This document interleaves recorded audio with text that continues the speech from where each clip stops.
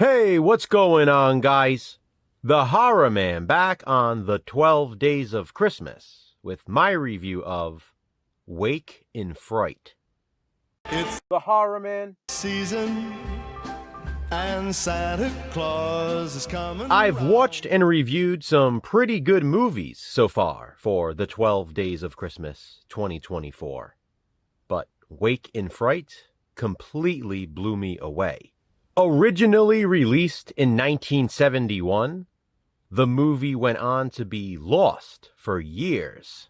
There is a lot of controversy surrounding this one, making it an ideal candidate for controversial view. Unfortunately, I know Jason would have a very hard time watching it because of one of those controversies, so I doubt we'll ever cover it for that series. That's why I instead decided to review it for the 12 Days of Christmas, because Wake in Fright takes place during the Christmas holidays. The movie stars Donald Pleasence, which was another draw for me.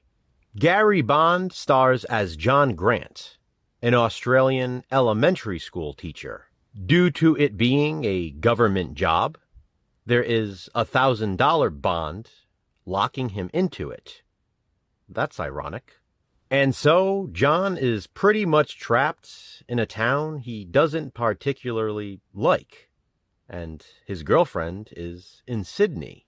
But now that the Christmas holiday has arrived, John plans to travel there to be with her, at least for the vacation.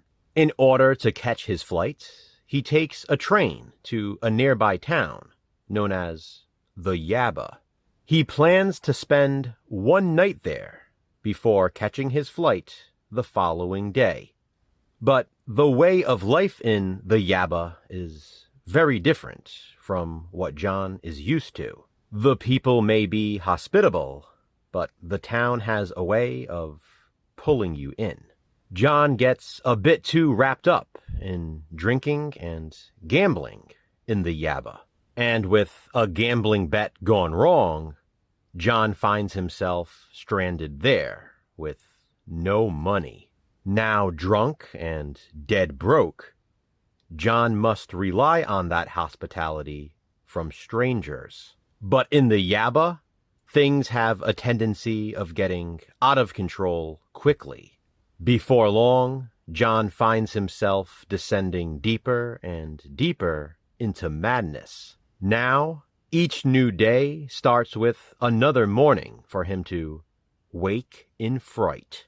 This is a different kind of horror film, and definitely a different kind of Christmas movie. Sure, there are plenty of Christmas decorations around throughout, but Wake in Fright is anything but joyous. This is an example of true horror in true madness. It shows the horrifying ramifications of making a poor choice. One bad decision can lead to many more, some of which might be inescapable. Gary Bond was awesome as John Grant.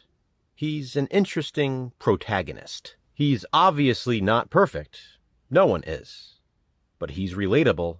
It's hard not to sympathize with him and be scared for him. Donald Pleasence is fantastic as always. As Doc, he's one of the hospitable citizens of the Yabba. Much of the movie is disorienting. There's the outback heat. The characters are constantly soaked in sweat.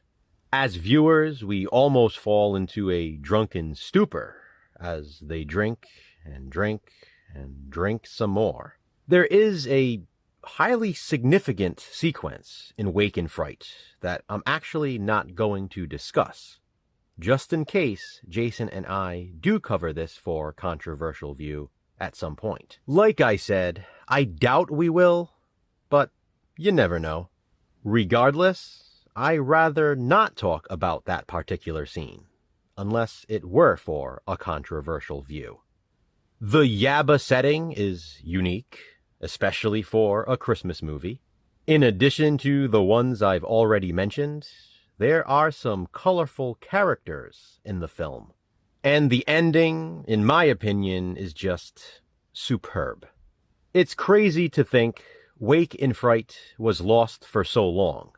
Now it's on the list of the 1001 movies you must see before you die. I'm so happy to have this one in my collection. It's amazing. Have you seen Wake in Fright? If so, what do you think of it? Comment below and let me know. What will I review next for the 12 Days of Christmas? Check back tomorrow to find out. Until then, remember, physical media matters. Thanks for watching, guys. Hit that thumbs up and be kind. Subscribe.